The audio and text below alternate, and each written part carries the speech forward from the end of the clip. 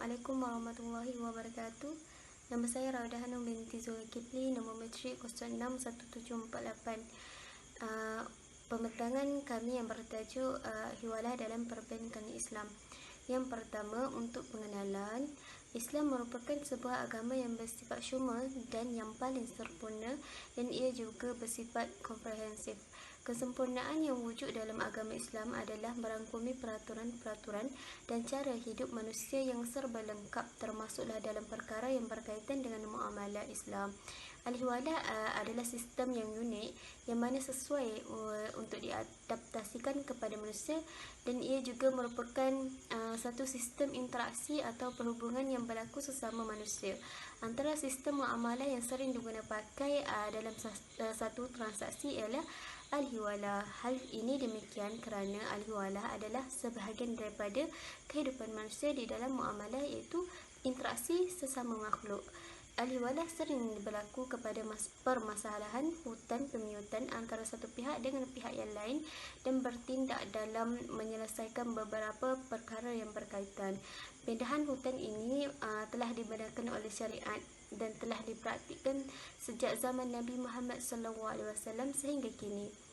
Seterusnya, Al-Hiwalah bukan sahaja digunakan untuk menyelesaikan masalah hutang pemiutan, malah ia juga berperanan sebagai pemindah dana dari individu ke individu yang lain atau syarikat maupun firma, sebagaimana telah digunakan pakai oleh setengah sistem perbankan Islam pada hari ini, termasuklah dalam penggunaan kad kredit. Oleh itu, kami mengambil kesempatan untuk mengkaji serba sedikit tentang Al-Hiwalah berkaitan konsep Al-Hiwalah, definisi, dalil pensyariatan, rukun dan serta syarat serta jenisnya. Kami juga akan memfokuskan konsep Al-Hiwalah dalam muamalah Islam dan aplikasinya dalam perbankan Islam. Setakat itu sahaja daripada saya. Wallahu alam. Bismillahirrahmanirrahim. Assalamualaikum warahmatullahi wabarakatuh. Nama saya Nurul Hidayah binti Ahmad Ayub, nombor matrik 061818. Saya ingin menerangkan tentang definisi hiwalah dalam perbankan Islam. Poin yang pertama yang saya sampaikan ialah Al-Hiwalah dari segi bahasa ialah pindahan. Menurut istilah ulama Hanafi, mentarifkan sebagai memindahkan tuntutan daripada tanggungan si berhutang kepada tanggungan orang yang sedia mengambil tanggungan. Penulis kitab Al-Inayah telah mentarifkan Al-Hiwalah sebagai pemindahan hutang daripada tanggungan si berhutang kepada penerima pindah hutang berdasarkan kepercayaan. Ulama selain Hanafi pula mentarifkan Al-Hiwalah sebagai satu akad, iaitu kontrak yang membawa kepada pemindahan tanggungan hutang kepada tanggungan hutang yang lain. Ini bermakna Al-Hiwalah itu semacam akad, iaitu ijab dan kabul, pemindahan hutang dari tanggungan seseorang yang berhutang kepada orang lain, di mana orang lain itu mempunyai hutang pula kepada yang memindahkan. Seterusnya, saya akan memberikan contoh Al-Hiwalah. Sebagai contohnya, Ali mempunyai sejumlah wang hutang kepada Bakar, sedang Bakar mempunyai sejumlah hutang kepada Umar. Menurut jumlah yang sama, oleh kerana Bakar tidak mampu untuk membayar hutangnya, maka Bakar berunding dengan Ali supaya hutangnya itu diminta sahaja kepada Umar. Dalam hal ini, maka Umarlah yang akan berhubungan langsung dengan Ali, sedang Bakar terlepas dari tanggungan hutang. Maka Ali dinamakan muhtal, iaitu dipindahkan haknya, sedangkan Bakar dinamakan muhil, memindahkan hak, sementara Umar pula dinamakan muhal alaih, menanggung hak. Bismillahirrahmanirrahim. Assalamualaikum warahmatullahi wabarakatuh. Saya Siti Aisyah binti Hamzah, bernama matrik 060340. Pada hari ini saya akan menceritakan tentang dalil pensyariatan Al-Hiwalah. Dalil pensyariatan Al-Hiwalah terbahagi kepada dua, iaitu menurut dalil hadis dan menurut dalil ijma' ulama'. Pertama, dalil hadis.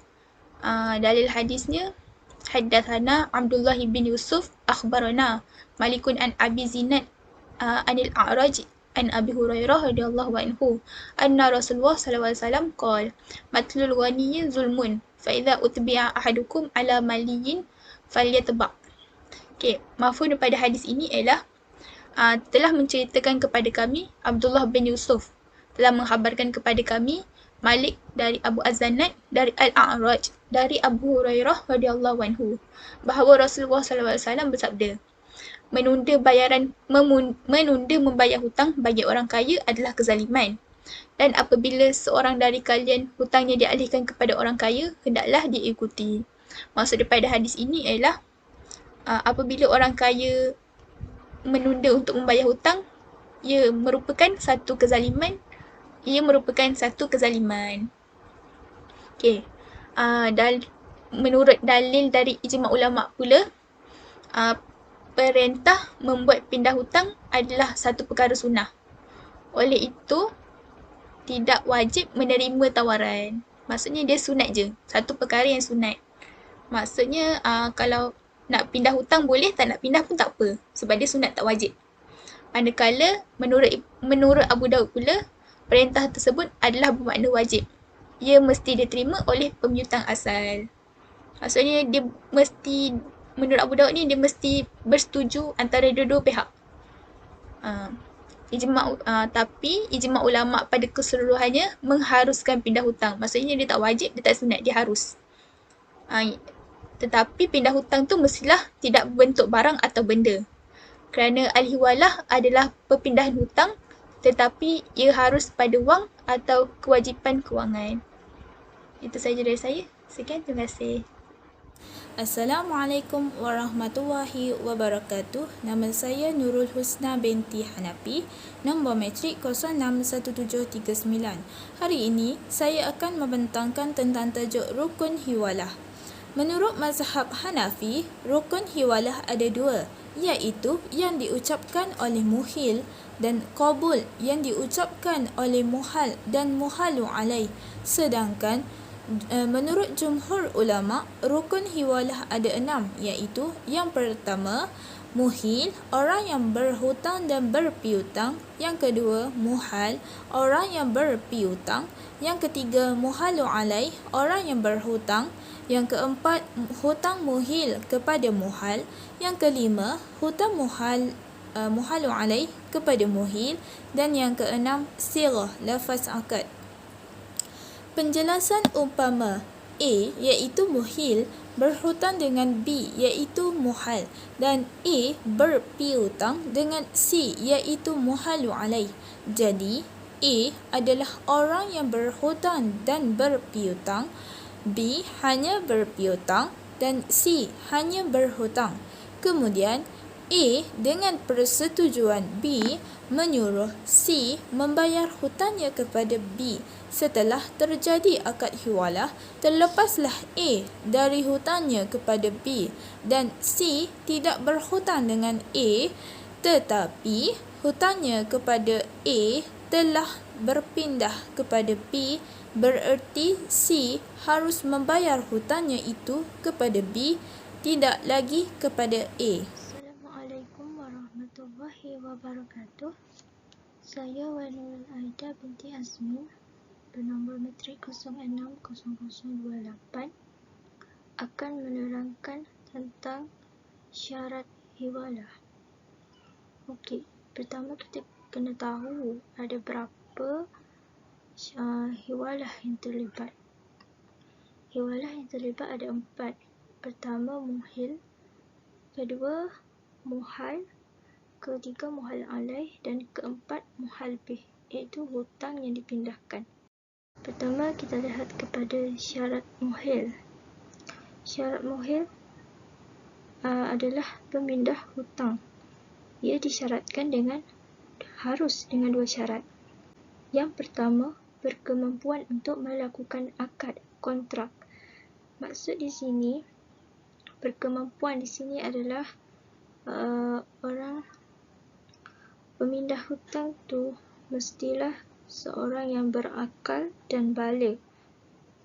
Ini bermaksud hiwalah tidak sah dilakukan oleh orang gila dan kanak-kanak kerana tidak mampu atau belum dapat dipandang sebagai orang yang bertanggung secara hukum.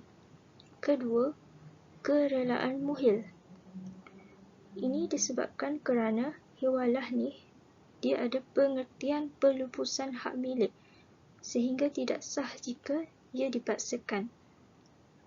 Dalam kata lain, Ibnu Kamal berkata dalam Al-Aidah bahawa syarat kerelaan pemindah hutang diperlukan ketika berlaku tuntutan. Seterusnya kita lihat kepada syarat muhal, iaitu bermaksud pemiutang asal. Muhal terdiri dari 3 syarat. Pertama, memiliki kemampuan untuk melaksanakan kontrak. Ini sama dengan syarat yang harus dipenuhi oleh muhil. Kedua, kerelaan dari muhal. Ini kerana tidak sah jika hal itu dipaksakan. Ketiga, yang terakhir, penerimaan penawaran hendaklah berlaku dalam majlis akad. Ini kerana ia adalah syarat berakad. Kita lihat kepada syarat muhal alaih, iaitu penerima pindah hutang. Pertama, sama dengan syarat pertama bagi muhil dan muhal, iaitu baligh dan berakal. Kedua, kerelaan. Sekiranya mempunyai unsur-unsur paksaan dalam penerimaan pindah hutang, maka akadnya tidak sah. Ulama Maliki tidak mensyaratkan kerelaan bagi penerima hiwalah. Ketiga, penerimaan hendaklah dibuat dalam majlis akad. Menurut Abu Hanifah dan Muhammad, syarat ketiga ini adalah syarat berakad. Yang terakhir adalah syarat muhal bih, iaitu hutang. Para ulama sepakat bahawa hutang yang dipindahkan memenuhi 2 syarat. Pertama, hendaklah hutang yang berlaku pada pemiutang dan pemindah hutang. Sekiranya bukan hutang, kedudukan akadnya menjadi perwakilan. Implikasinya, hiwalah dalam bentuk barang yang ada tidak sah kerana tidak disabitkan dalam tanggungan. Kedua, hutang tersebut mestilah hutang lazim. Ini kerana hutang yang tidak lazim tidak sah dipindahkan. Seperti contohnya, bayaran ganjaran yang mesti dibayar oleh hamba makatab. Hamba yang dibenarkan menebus diri dengan bayaran kerana hutangnya tidak boleh dianggap sebagai hutang lazim. Kesimpulannya, setiap hutang yang tidak sah untuk tujuan jaminan, ia tidak sah juga untuk dipindah-pindahkan. Sekian daripada saya penerangan tentang syarat-syarat hiwalah. Jenis hiwalah. Yang pertama, hiwalah mutlak atau mutlaqah. Misalnya, B memindahkan hutang kepada C dengan tidak mengaitkan hutang C daripada B dan C menerima pindahan tersebut. Dalam kes ini, ulama Hanafi tidak menyatakan apa-apa pandangan sama ada harus atau tidak. Mazhab yang 3 selain mazhab Hanafi mengatakan pindah hutang dalam bentuk mutlak di mana penerima pindah hutang itu tidak mempunyai hutang daripada pemindah hutang dianggap sebagai satu jaminan semata-mata. Itu pun dengan syarat ketiga-tiga pihak rela, iaitu pemiutang asal, pemindah hutang dan penerima pindah hutang. Yang kedua, hiwalah bersyarat atau muqayyadah, iaitu pemindah hutang memindahkan hutangnya kepada penerima pindah hutang disyaratkan penerima itu mempunyai hutang daripada pemindah. Pemindahan semacam ini diharuskan oleh semua para ulama. Yang ketiga, hiwalah hak. Hiwalah ini adalah pemindahan piutang dari satu piutang kepada piutang yang lain dalam bentuk wang, bukan dalam bentuk barang. Dalam hal ini, yang bertindak sebagai muhil adalah pemberi hutang dan ia mengalihkan haknya kepada pemberi hutang yang lain, sedangkan orang yang berhutang tidak berubah atau berganti. Yang berganti adalah piutang. Ini terjadi jika piutang A mempunyai hutang kepada piutang B. Dan yang keempat, hiwalah dain.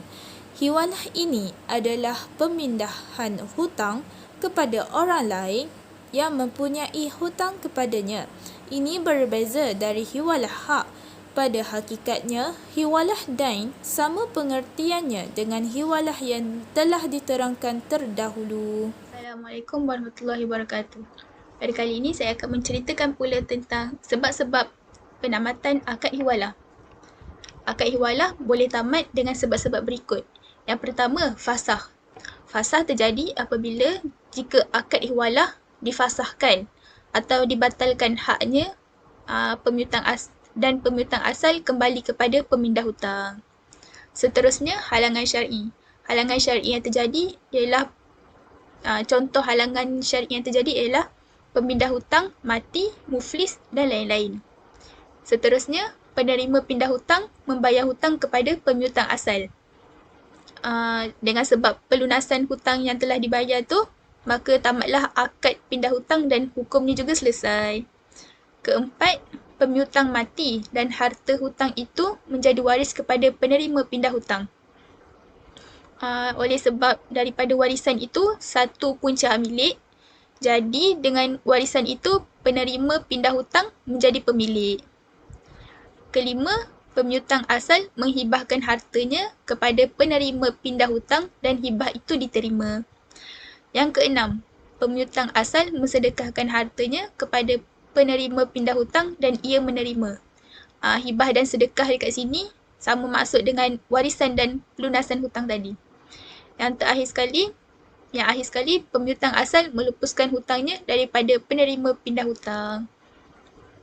Assalamualaikum warahmatullahi wabarakatuh. Saya Nurul Anis Amirah binti Cik Muhammad Fauzi bernama Metrik 059565 akan membicarakan sedikit daripada poin hiwalah dalam sistem perbankan. Yang pertamanya, saya akan membicarakan tentang kiriman wang. Terlebih dahulu kita hendaklah mengetahui apakah itu hiwalah. Hiwalah merupakan suatu konsep yang merujuk kepada pengiriman dana atau hutang daripada akaun peminjam kepada penerima pinjam di mana komisen dikenakan bagi perkhidmatan tersebut. Kiriman wang bank tidak melibatkan kiriman wang tunai secara fizikal.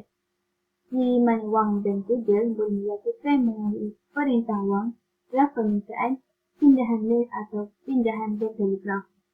Kiriman wang keluar ke tempat tempatan akan melibatkan pindahan ringgit Malaysia kepada penerima dalam Malaysia, manakala kiriman wang keluar asing akan melibatkan pindahan wang dalam bentuk wang asing atau ringgit Malaysia daripada Malaysia kepada penerima di luar Malaysia. Seterusnya kita ke poin perintah juruwang. Perintah juruwang ialah cek yang dikeluarkan oleh pihak bank untuk pembayaran kepada penerima tertentu. Ia juga dikenali sebagai jurubank atau perintah pembayaran. Mengikut amalan, bank memalang perintah juruwang dengan perkataan tidak boleh niaga akaun penerima bank sahaja. Tidak boleh niaga akaun bank penerima sahaja. Perintah juruwang dikenakan dengan meluas untuk membuat pembayaran terutamanya jika cek perseorangan tidak diterima dan pembayaran wang tunai tidak digalakkan. Apabila dijelaskan, perintah juruwang boleh digunakan sebagai bukti pembayaran. Apa yang diperlukan untuk memohon perintah juruwang? Hanyalah jumlah wang dan nama penerima. Seterusnya kita ke poin draft permintaan. Draft permintaan merupakan arahan bertulis yang meminta supaya pihak bank membayar sejumlah wang kepada penerima apabila ia dikemukakan. Ia merupakan perintah bertulis tanpa syarat yang dituju oleh satu bank kepada bank yang lain. Ditandatangani oleh bank yang mengeluarkan draft dan menghendaki bank yang dituju ini membayar jumlah wang yang dinyatakan di dalam draft tersebut atau mengikut orang yang dinyatakan dalam draft itu. Draft tempatan di Malaysia diambil dalam bentuk ringgit Malaysia daripada cawangan atau ejen bank yang mengeluarkan draft tersebut.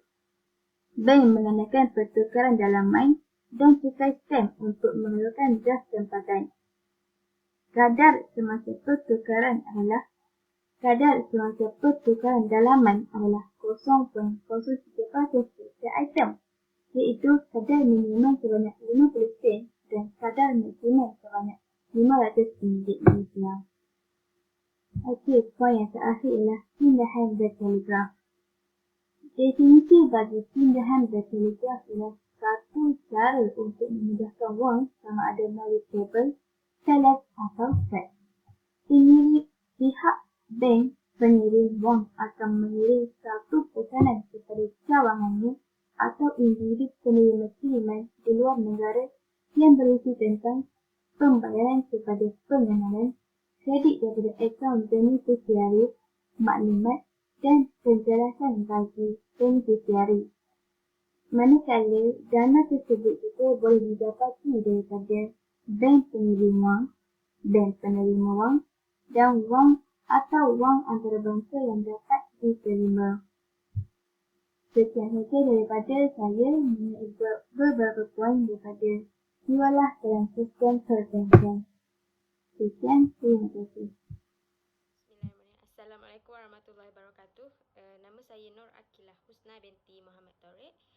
Nombor metrik 060169. Baiklah, saya akan sambung membentangkan tajuk hiwalah dalam sistem perbankan.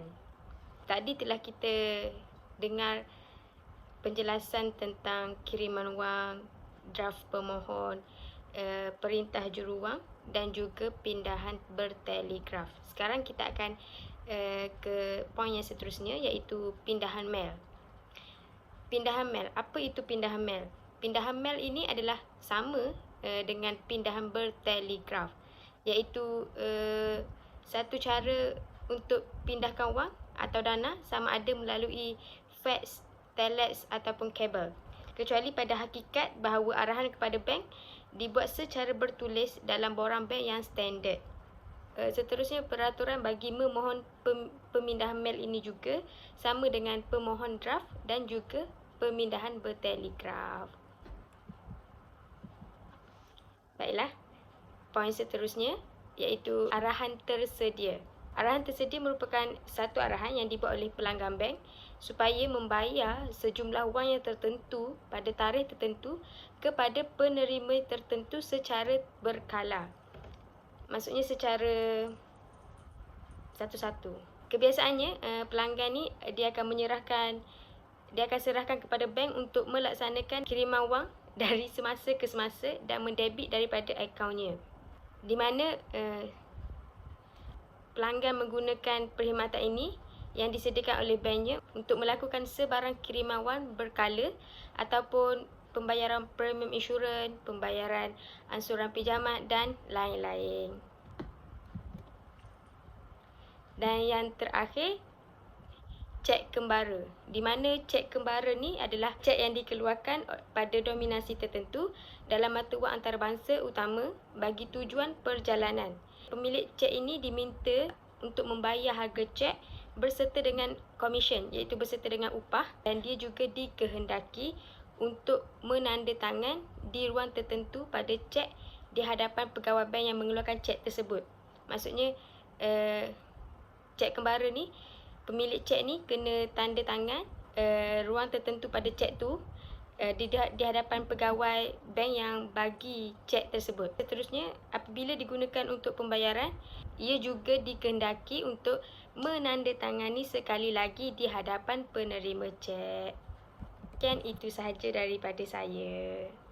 Seterusnya, kesimpulan al-hiwalah merupakan pindahan yang mana ia merangkumi hutang dan juga dana, walaupun pada asalnya kalau dilihat pada makna iaitu pindahan yang melibatkan hutang bagi 3 orang. Tetapi al-hiwalah ini boleh diketengahkan lagi konsepnya kepada kiriman wang, iaitu remittance. Para pengkaji mendapati al-hiwalah dan remittance mempunyai kaedah yang sama, iaitu dari sudut pemindahan tanggungjawab zimah dari seorang kepada seorang yang lain. Soal ia hutang atau tidak Itu tidak menjadi persoalan kerana hutang turut merupakan satu tanggungjawab seperti mana tercatat melalui jenis al-hiwalah mutlaqah yang tidak menuntut kaitan dengan wang yang dihutang. Sekian, terima kasih.